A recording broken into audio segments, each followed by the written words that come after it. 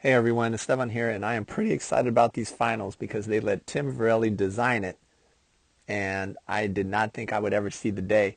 This finals has a lot of interesting elements that I think a lot of handlers do not normally see or train for. Let's get right to it. So we've got 1, 2, and 3, which isn't too bad. Let me get my lines a little bit better here. 1, 2, and 3. And so it's interesting because we've got a turn here to 4, and then we immediately have to decide how we're going to get to 5. And there's a couple of choices here. I think probably the best way is this, 5, 6, 7. Maybe you're going to see a handler opt to go this way if they feel that it's easier for them for some reason. But in general, we want to go the fastest route. But the question is, how do we get there?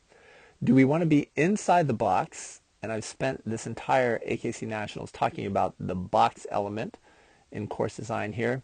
Do we want to stay on the inside of the box or on the outside of the box? So for example, if we're going to stay here on the outside once we get the dog into the tunnel and heading for the back side here of 5, we can certainly handle it from this spot here, pushing to the back side, and then blinding here, which should bring the dog around to our other side. And now, though, we've got to get a sharp turn back to the A-frame. And if we come in here, we find that we have to rear cross and create this very sharp turn without losing the dog to 2 very tough traps. Why? Because our straight line over 7 is this way. When we say come, they see this. And even if they don't see that, we say come, they see the weaves. Right? And we're going to a very tight turn that's recessed. So we want to control this turn at 7, and we hate controlling these kind of turns after rear crosses. So we kind of want the dog to be on our left. We'd rather be outside here rather than starting outside and then coming into the box. Another possibility, of course, would be as we get the dog into number 4, as the dog is exiting, we're already somewhere here inside the box. So we're basically treating it as a throttle, and we're pulling the dog this way.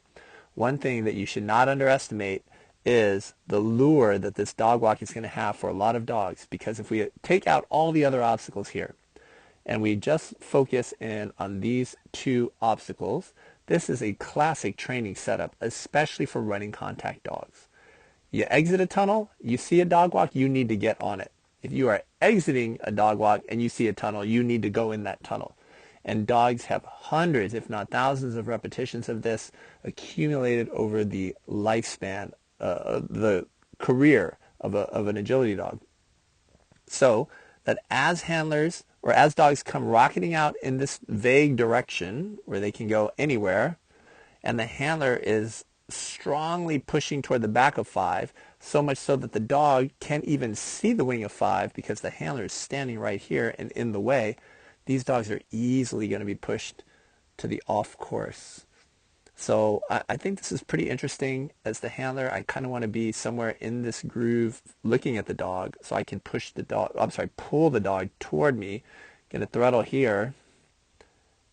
And now, I mean, this is just really interesting. I'm not sure I even want to be on the outside of this box because I think that's a hard push. If I'm handling on the outside, even if I'm running up to 7, the dog is naturally going to want to curl this way. They're not going to want to go to 7. Very interesting. I think for myself personally, I would just decel rear. Like, that's in my arsenal. I don't think I'd have a problem with it. If I was afraid that my dog was going to really see the weave pulls here, I would use a bypass cue to pull them off of that and back toward me until they were focused on the A-frame. But this is going to be an interesting spot here. And I think you're going to see championships won or lost in that spot, certainly. And that's not even the most interesting spot to me. I think that's the most subtle spot. I think that's where people are clearly going to spend a lot of time on the walkthrough. They're not sure exactly what they're going to do. And even people who think they know what they're going to do are going to potentially struggle there. Okay, 8, 9, we have a very sharp turn to 10. So we need a big control maneuver here. Maybe a J turn, very strong decel. And the triple is going to get dogs extending. Depending on how the jump is placed, I wonder if dogs are going to have to come back and find the weave pull entry independently. We go 12. 13 is going to be tough for running contact dogs. They will have to throttle off of it. They have about 20 feet between here and the tunnel. Again, very common setup in training to get the dog going this way, especially if you're the handler. And now, let's say you layer 7 to send the dog over 12. You layer 7 and you converge, you're going to just push the dog right in the wrong end, unless you have very strong throttle handling. If you go in, you may fall behind, and that may cause you some grief as well. Interesting. So that's pretty interesting for running contact dogs. Maybe not so interesting for everybody else. And now we get to a super interesting, third interesting thing. There's already 3 interesting things in this finals run. 15, 16, we have a big choice here at 17. We can go this way to 18, 19, and then 20. Or we can go this way. Which way do you think will give you first place? So there's a couple things to look at. One is distance.